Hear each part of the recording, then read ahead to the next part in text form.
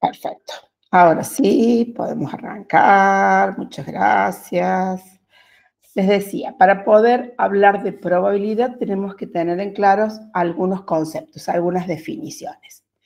Y hay tres definiciones muy básicas que son, ¿qué es un experimento aleatorio?, ¿qué es un espacio muestral? Y ¿qué es un suceso o evento? Un experimento aleatorio es cualquier acción que uno haga que nos arroje un conjunto de resultados que nosotros no sabemos cuál va a pasar. ¿Sí? Eso es la definición de aleatorio. Aleatorio es azar. Y azar es aquel conjunto de cosas que ocurren que hacen que yo no sepa exactamente cuál es el resultado que busco hasta tanto no realice la experiencia. Acá da un ejemplo muy vago que es tirar un dado.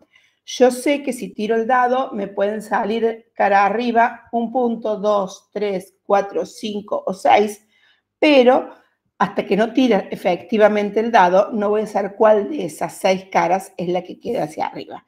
A eso se le llama experimento aleatorio. Si yo lo llevo a la rama de ustedes, sería, no voy a saber el peso con el que viene una persona hasta que no la tengo, propiamente dicho, adentro del consultorio y logro que me transmita su peso o yo ponerlo arriba de una balanza. Eso sería, por ejemplo, un experimento aleatorio. El espacio muestral, que se define como una S, perdón, u omega, es el conjunto de todos los resultados posibles de ese experimento aleatorio. Obviamente que ese espacio muestral puede ser una cantidad finita o una cantidad infinita. ¿Sí? Si yo hablo de las caras de un dado, es finita y totalmente numerable. O sea, yo puedo escribir los 6 números que me pueden salir.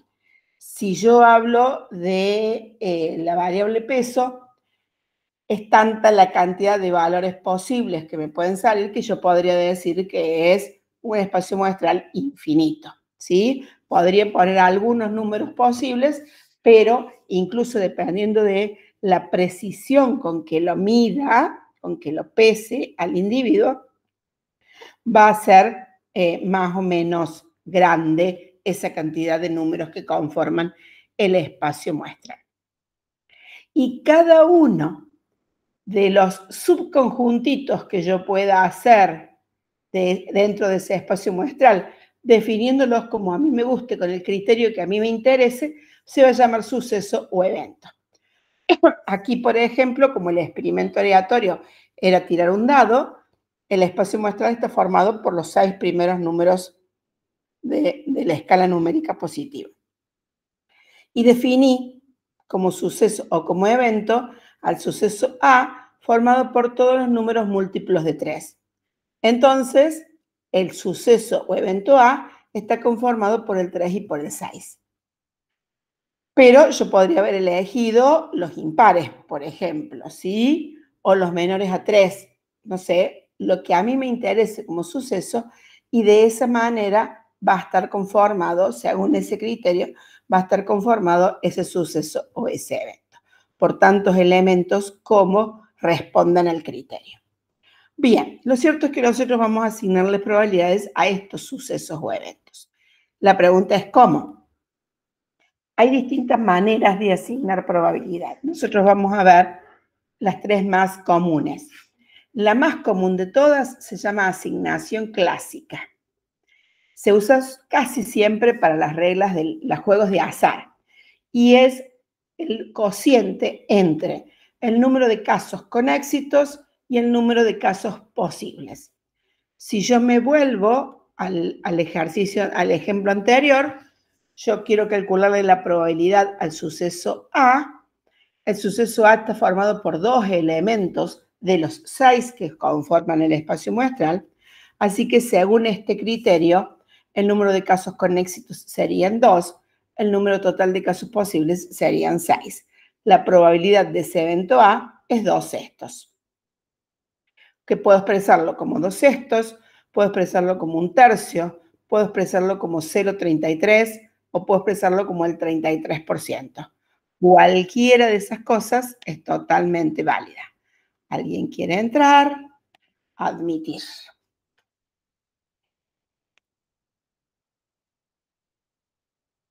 Hola Emilce, ¿cómo estás?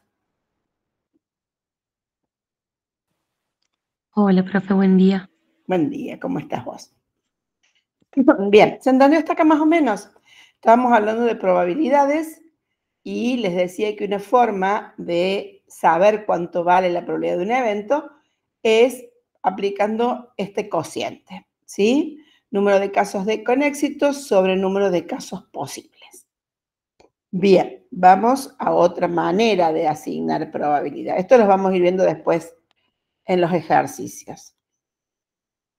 La más usada en la rama de las ciencias es la asignación frecuencial.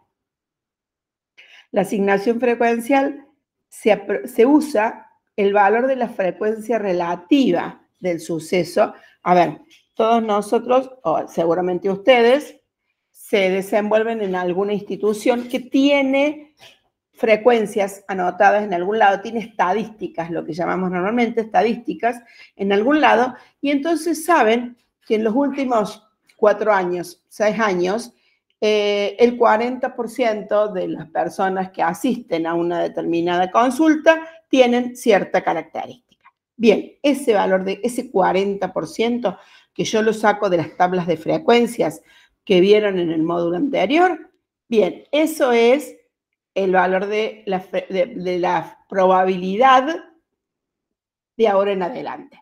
Lo que hasta ayer era la frecuencia, hoy lo puedo considerar hacia adelante como el valor posible de probabilidad. O sea, se usa la frecuencia relativa de ese suceso o evento como valor de probabilidad de lo que va a ocurrir de aquí en adelante. Lo vamos a ver también a través de ejemplos de tablas. Y una tercera forma, que en realidad completa a las otras dos, es la asignación axiomática.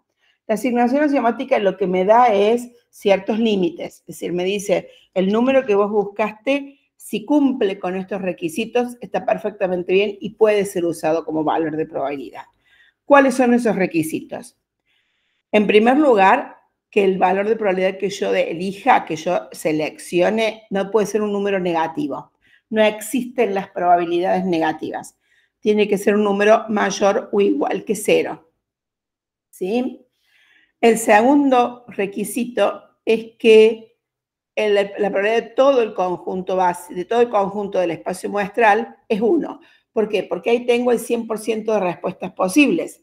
Entonces, todas esas respuestas conforman el 100% o la probabilidad igual a 1 si yo lo expreso como una proporción. Y en tercer lugar, el tercer requisito dice que si A y B son eventos excluyentes, que A y B sean eventos excluyentes quiere decir que ocurre uno o el otro, es decir, que no tienen elementos en común, la probabilidad de la unión de ellos dos, esta U hacia arriba se lee como una unión, es igual a la suma de sus probabilidades. A ver, si yo quiero, volviendo a este ejemplo del dado, si yo pongo como suceso A, este que tenía definido, números múltiplos de 3, y como un suceso B, los números múltiplos de 5, donde obviamente el único que entra es el 5, y después quiero calcular la probabilidad de A unido a B, es decir, que el resultado sea múltiplo de 3 o múltiplo de 5, voy a sumar las probabilidades de cada uno de esos dos grupitos.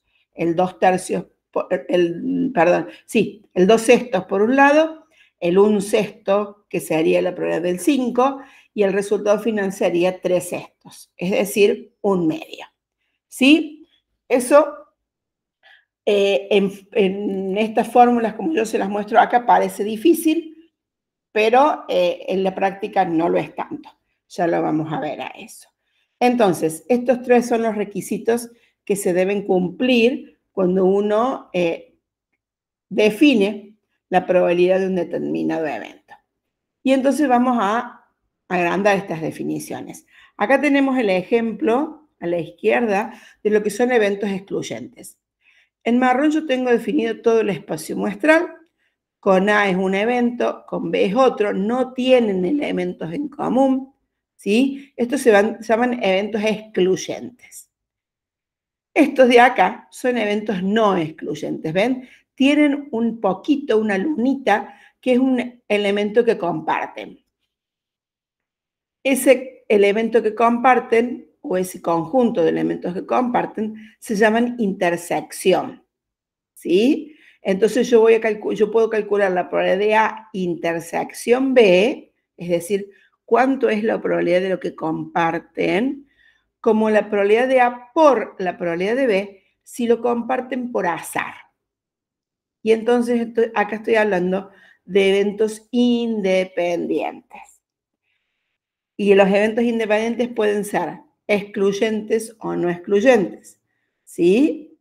Y entonces, dependiendo de si lo son o no lo son, la fórmula que yo voy a utilizar para calcular la probabilidad de la intersección, que es el otro concepto que no teníamos definido hasta acá.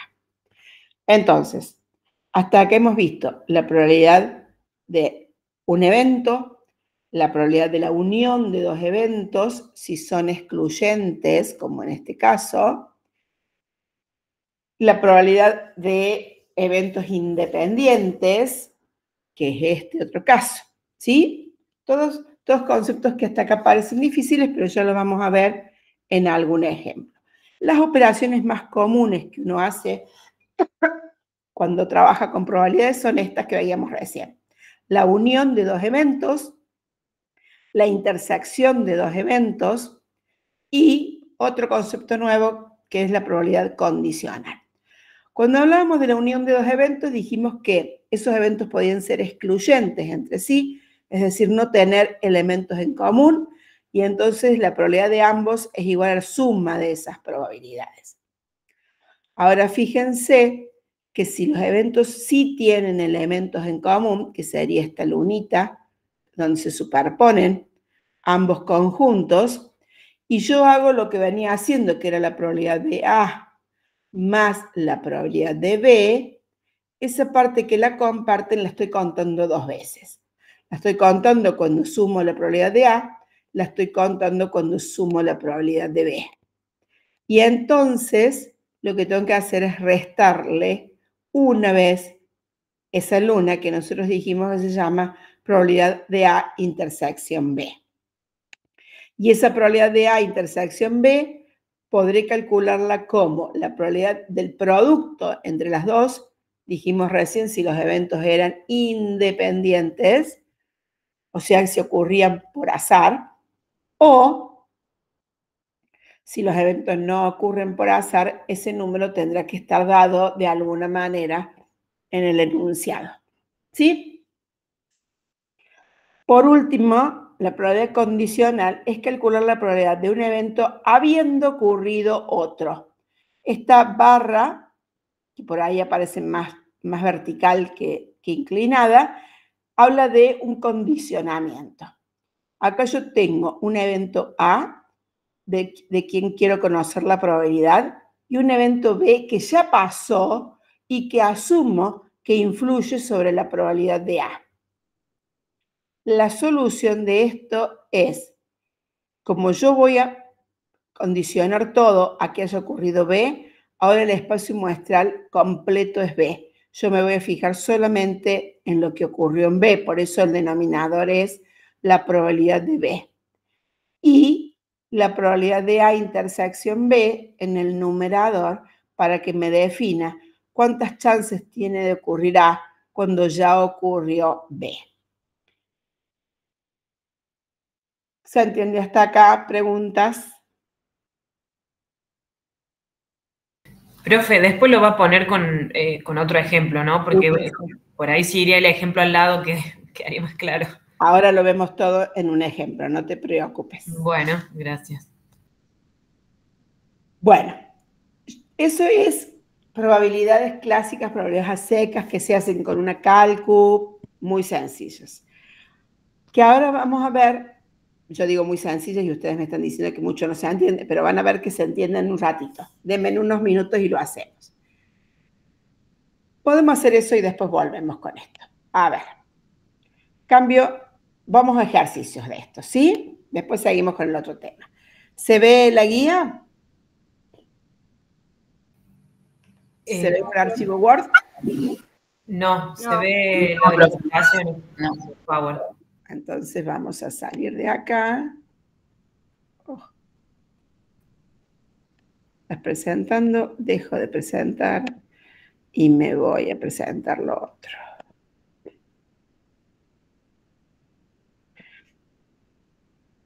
Bueno, ahora sí. ¿Esto se ve? Sí, profe. Muy pequeño, pero se ve.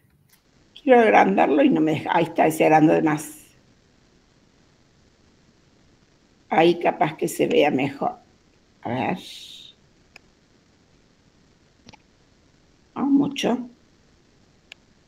¿Ahí? Sí.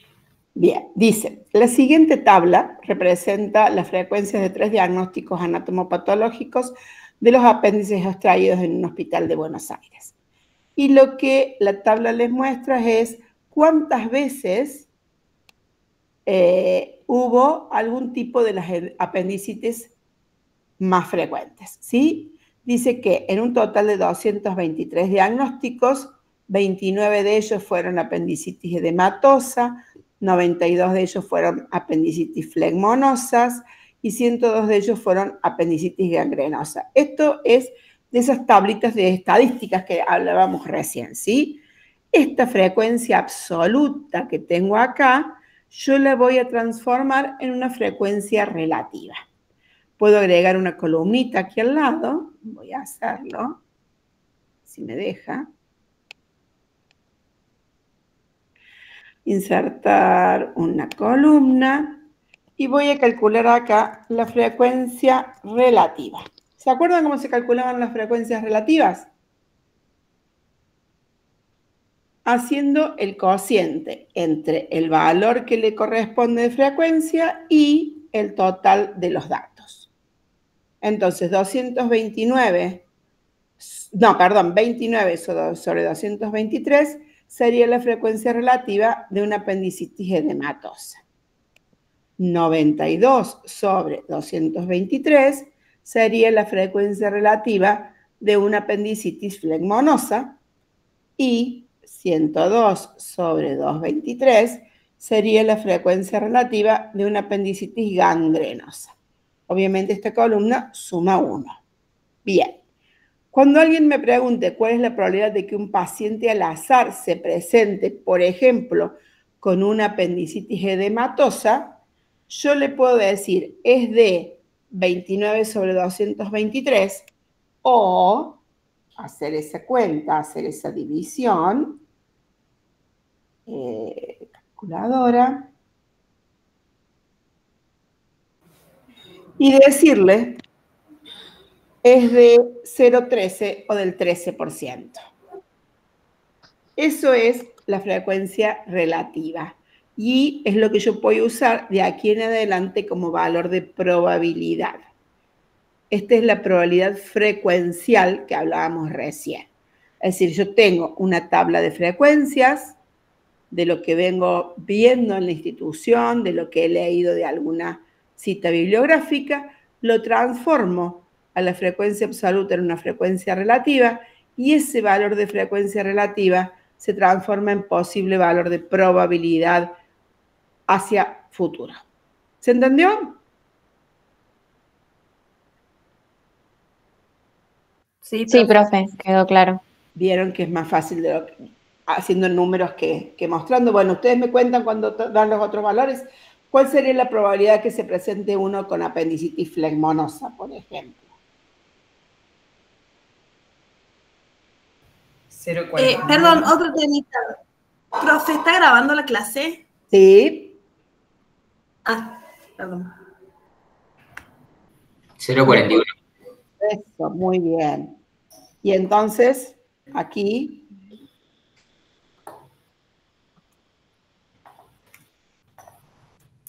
0,46. 46 debe ser, ¿sí? Sí. Bien, eso es probabilidad frecuencial. ¿Sí? Al final de todo, no importa de qué manera yo encuentre el valor, es decir, no importa si es una frecuencia, una forma de asignación clásica, una forma de asignación frecuencial. Lo importante es que yo tenga un valor de probabilidad que me permite saber con qué esperanza yo tengo que tener de esos. Bueno, fíjense que acá la tabla se completa un poquito más. Esta misma tabla que teníamos recién, acá se descompone en si el paciente tuvo o no complicaciones. O sea, estos 29 que yo tenía como frecuencia total, ahora se dividen en 1 con complicaciones y 28 sin complicaciones, ¿sí? Lo mismo pasa con el 92 y con el 102. O sea, estos números que acá eran las frecuencias totales, ahora se descomponen en si ese paciente que tenía ese tipo de apendicitis presentó o no complicaciones. O sea, yo acá tengo una tabla de doble entrada, ¿sí?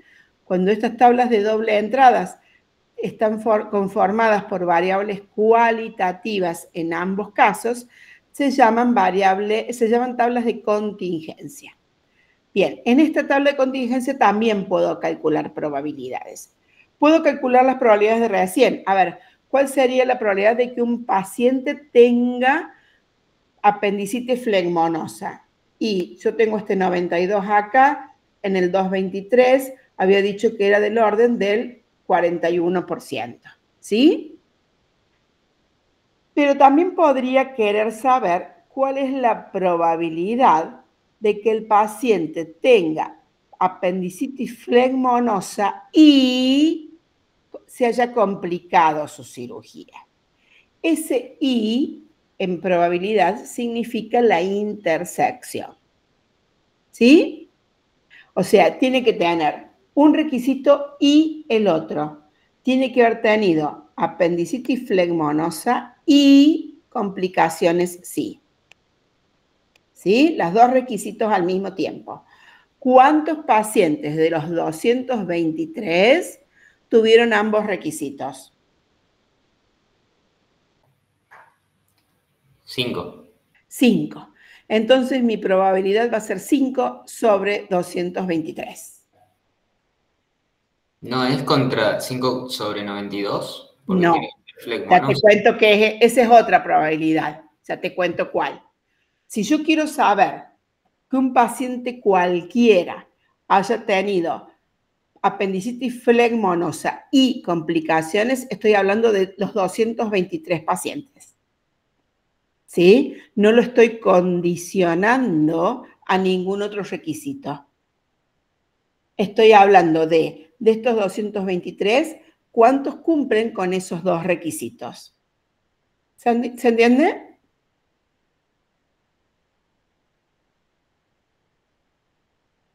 Más o menos, profe.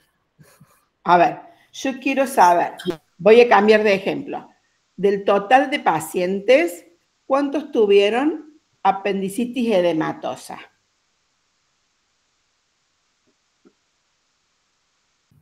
29.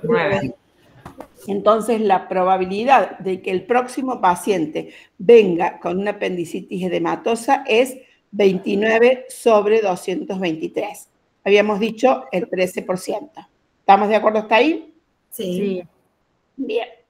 Ahora, yo quiero saber cuál es la probabilidad de que cualquier paciente que venga con apendicitis tenga complicaciones.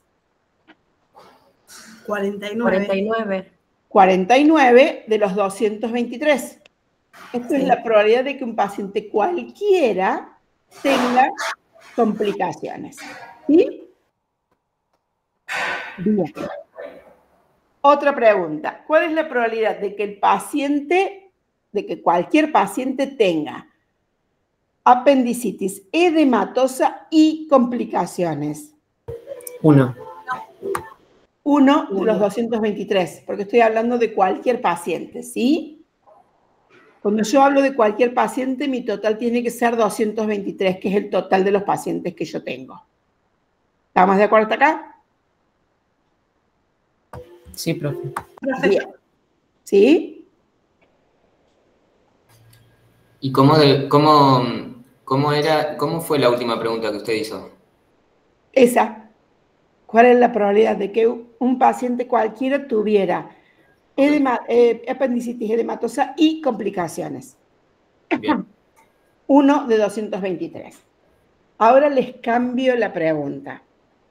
¿Cuál es la probabilidad de que un paciente con apendicitis edematosa tenga complicaciones?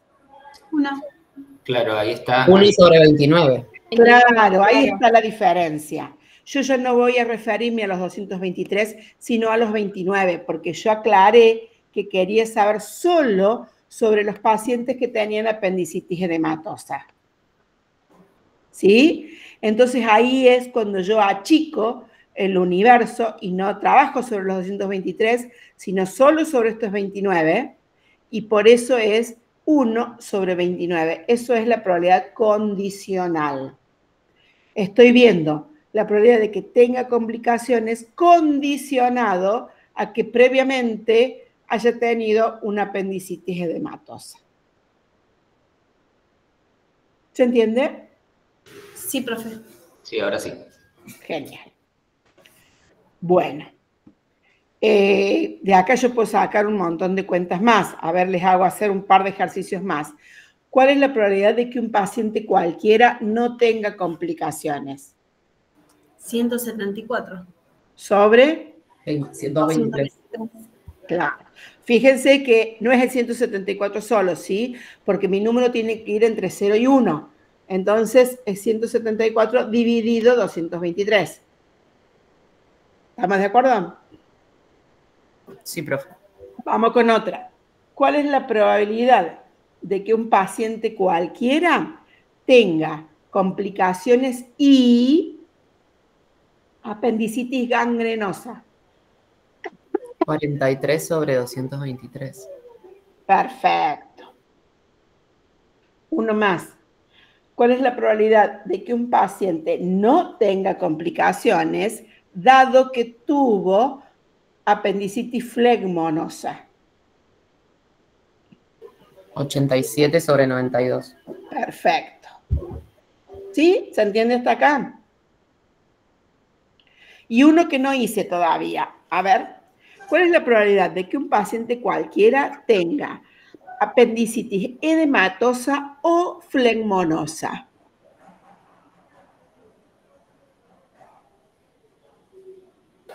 Y ahí sería sumar los dos y dividir sobre el total. Sí, tal cual. El O significa suma, significa unión.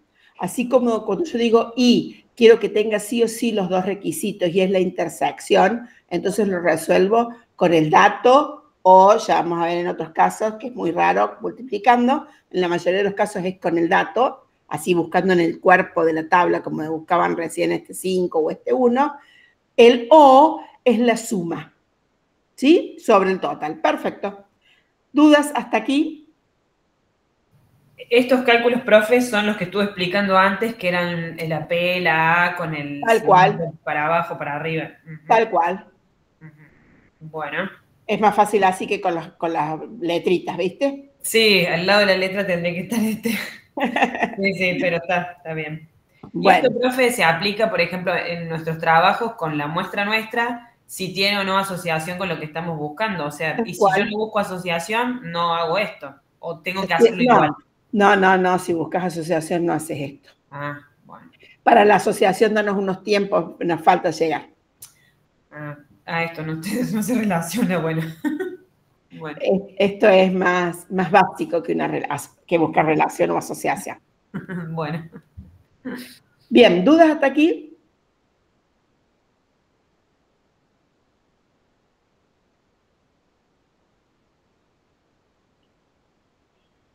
No, profe. Bueno, voy a cambiar entonces de tema. Vamos a volver al PowerPoint. Tengo que abrirlo primero.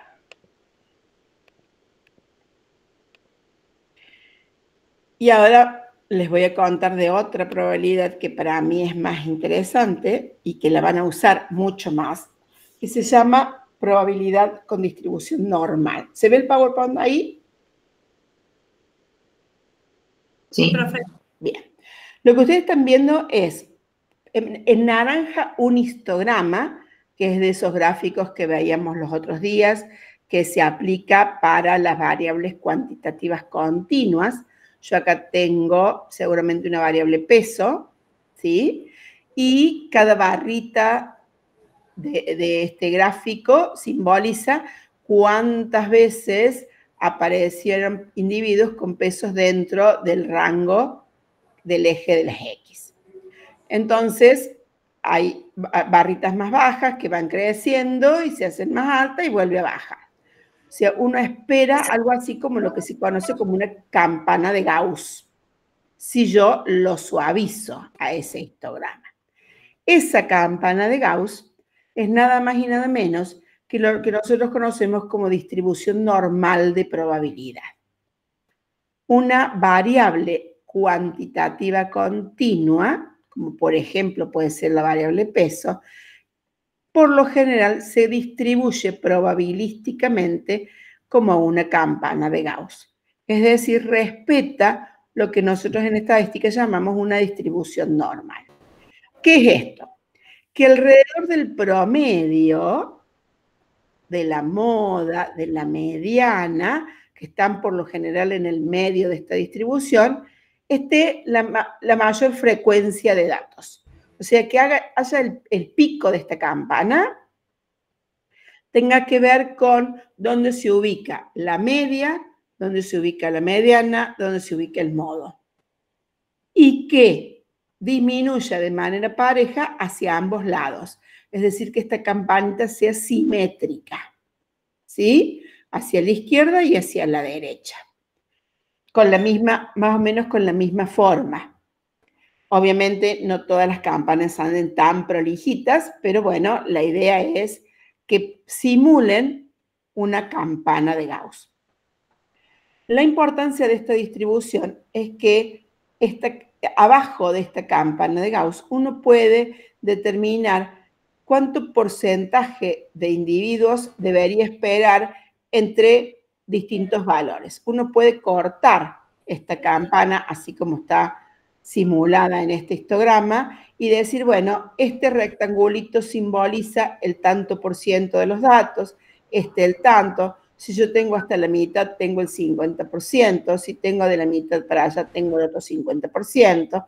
Y entonces a esos valores asociarlos a los valores de probabilidad. Obviamente esto ya no se hace con calculadora, se sacan valores, nosotros los vamos a sacar del Remedic, sino hay muchísimas tablas que tienen esta distribución escrita, porque matemáticamente exige cuentas muy laboriosas, entonces no se hacen a mano. Lo importante de esto es que siempre X va a ser una variable aleatoria continua, ¿sí?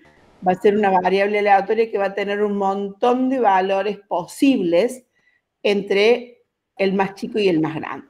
Y, por lo general, uno dice que esta variable tiene que ir entre menos infinito e infinito. Es decir, tiene un conjunto tan grande de valores que incluso podría ocupar los negativos si me interesa trabajar con valores negativos, por ejemplo, ¿sí? Si yo hablo de diferencias de pesos, no necesariamente todos tienen que ser positivos. Puedo tener valores negativos dentro de esas diferencias de pesos. Entonces, con esos valores también puedo trabajarlos bajo un concepto de distribución normal. ¿Qué necesito para poder calcular probabilidades? Y cuando yo digo calcular probabilidades, lo que estoy diciendo es saber cuánto vale el área sombreada, que es el área que me va a interesar. Necesito dos datos. La media, que acá se llama mu, y la varianza, que acá se llama sigma cuadrado.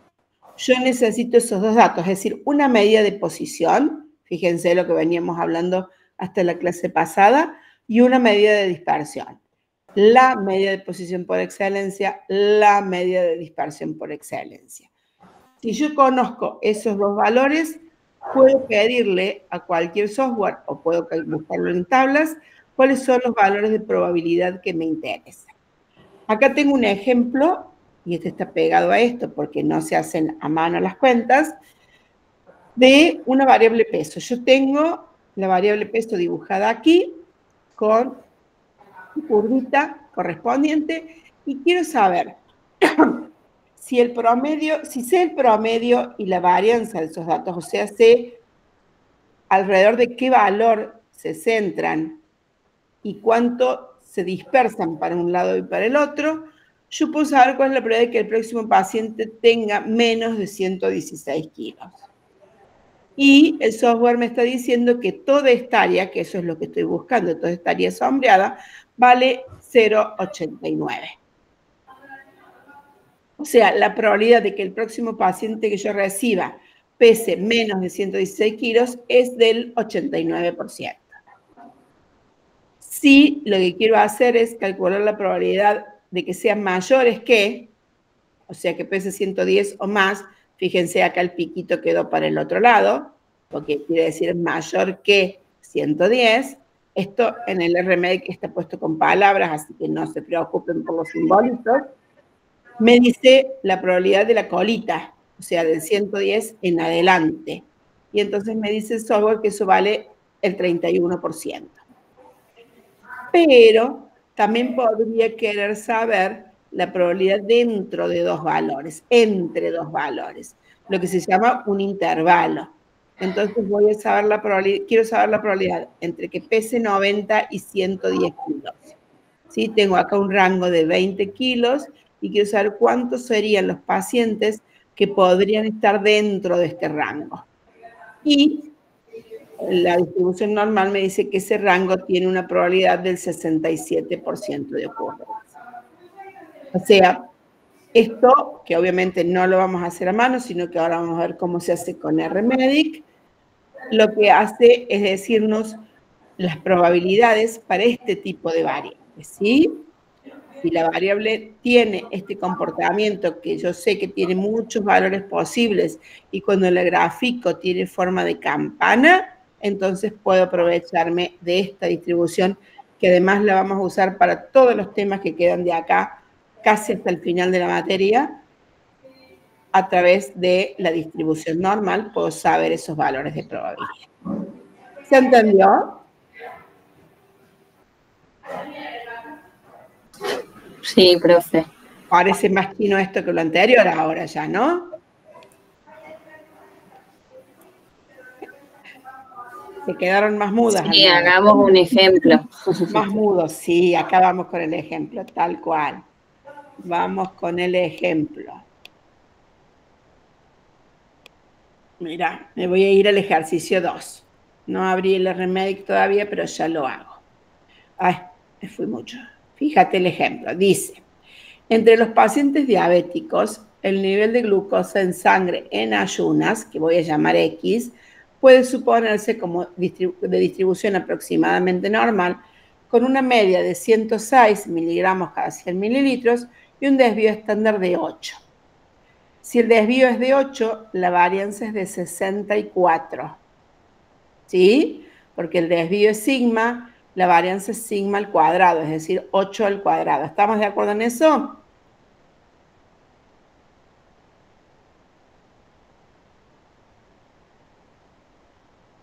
Sí, profe. Sí. Entendí. Bien. Entonces yo voy a decir que tengo una variable X que se distribuye normal con media 106 y varianza 64. Esa es la información que yo necesito para entrar al RMedic. Y entonces acá, para que practiquemos, tenemos una serie de cosas. Y pide como empezar con graficar la distribución. ¿Qué quiere decir graficar la distribución? Ya se la vamos a pedir al RMedic, pero yo podría hacer una línea horizontal, que es la del X, y sobre eso graficar una campana cuyo punto máximo esté a la altura del 106, ¿sí? Y que las curvaturas para un lado y para el otro estén más o menos a una distancia de 8 del 106 para abajo y de 8 del 106 para arriba. Es decir, que el cambio de curvatura va a estar en 106 más 8, 114, y en 106 menos 8, 98. ¿Sí? Eso me está diciendo esta información que yo tengo acá. A ver, déjenme que me vaya al RMedic. Vamos a abrir RMedic.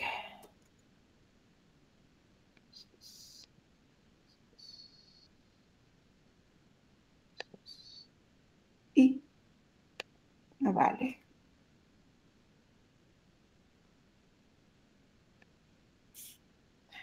Aquí estoy.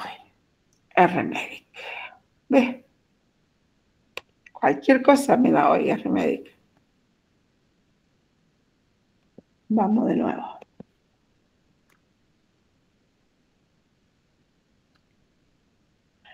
Punto. No, ¿qué te pasa?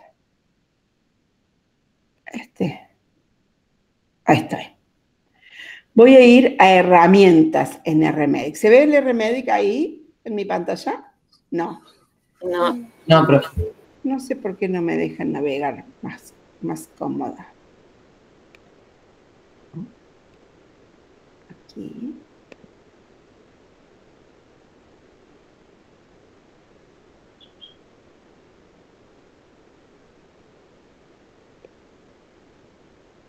RMedic. Bien, se ve ahí el RMedic, ¿verdad? Sí. Sí, ahí sí. Herramientas de RMedic. Y acá aparece solita normal. Yo le voy a decir, la media de 106 ya está grabada y la varianza es 64. ¿Sí? Y fíjense que automáticamente me dibuja, ahora está muy grande la pantalla, pero automáticamente me dibuja, checar esto, no, quiere. Automáticamente me dibuja una curvita que está centrada en el 106 y que hace los cambios en 98 y en 114. Entonces, ahora la guía me pedía hallar un valor de probabilidad por arriba de 120. Entonces, lo que voy a decirles es que tengo el dato de la variable, acá está el puntito puesto en el valor de la variable, y que quiero menores a 120, y que lo calcule.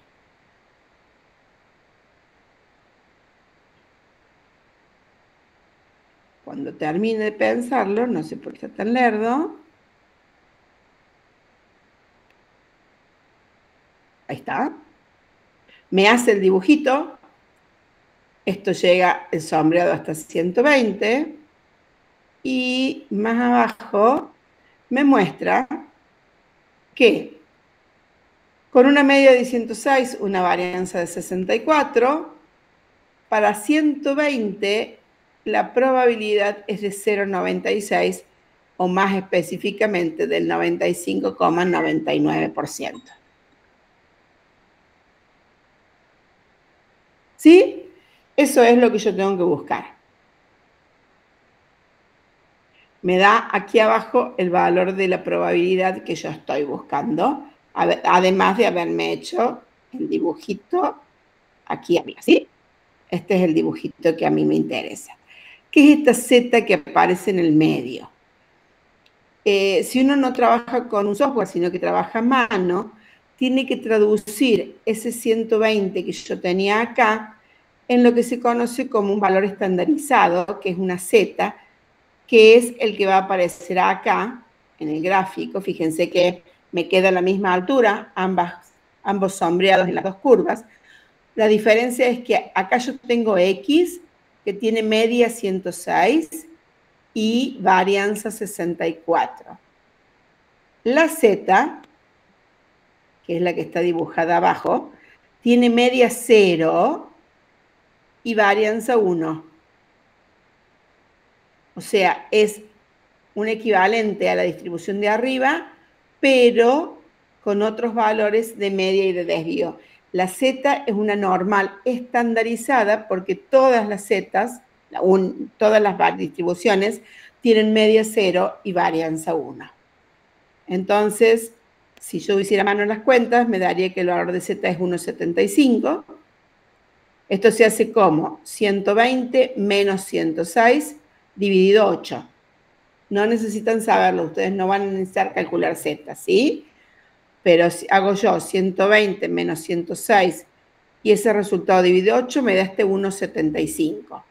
Y si yo al software, en lugar de decirle que conozco el valor de X de la variable, le digo que conozco el valor de Z, en lugar de poner 120 hubiera puesto 1,75 y el resultado que me da es el mismo.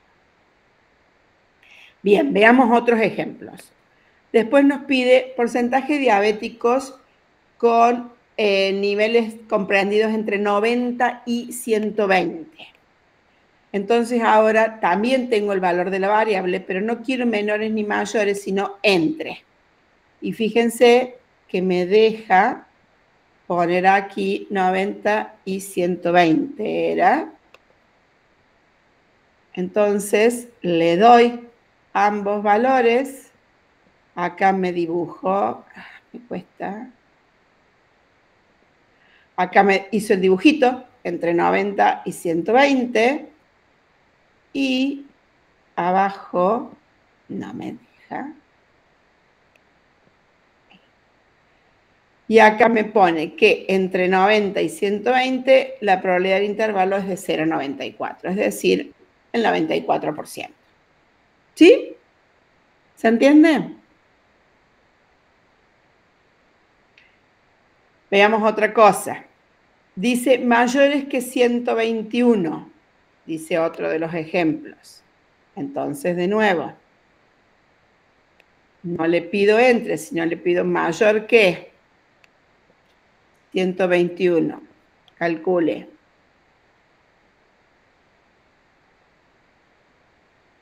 Vamos a darle tiempo. No hay que ser ansioso en esto.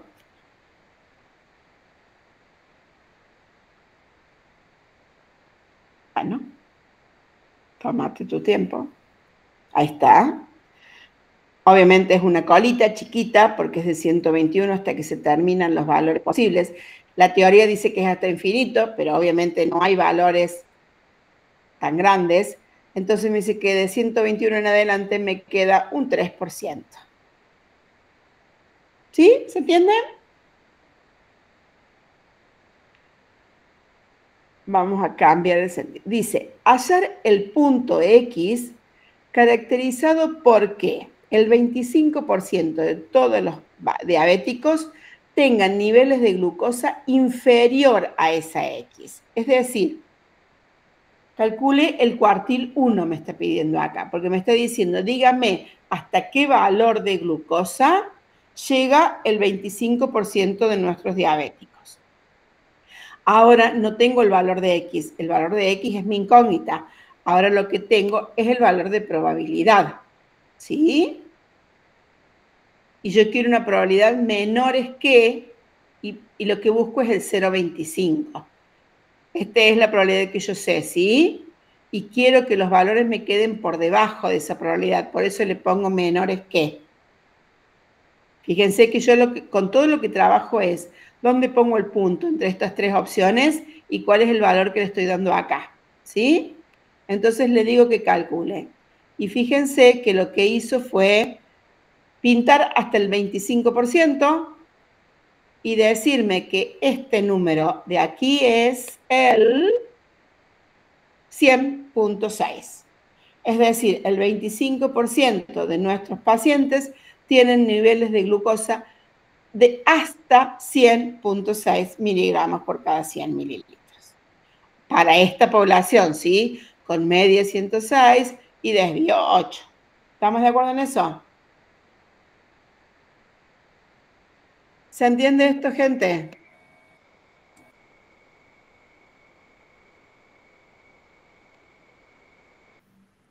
Y lo vamos llevando con las cosas al lado y lo voy entendiendo. El tema que va a ser practicar. Claro, más vale. Por eso Bueno, le preguntaba si la clase la estaba grabando, porque hay que poner a la clase e ir haciendo con la clase. dale, hagamos ahora un mini receso para que se busquen un mate, un café, lo que quieran, y hacemos más ejercicios, porque esto es todo el teórico de la clase de hoy. Ahora solo hay que practicar. ¿Sí? Hacemos 10 minutitos para que se busquen un mate, un café, lo que quieran, y arrancamos con ejercicios, ¿sí? Pongo en pausa la grabación.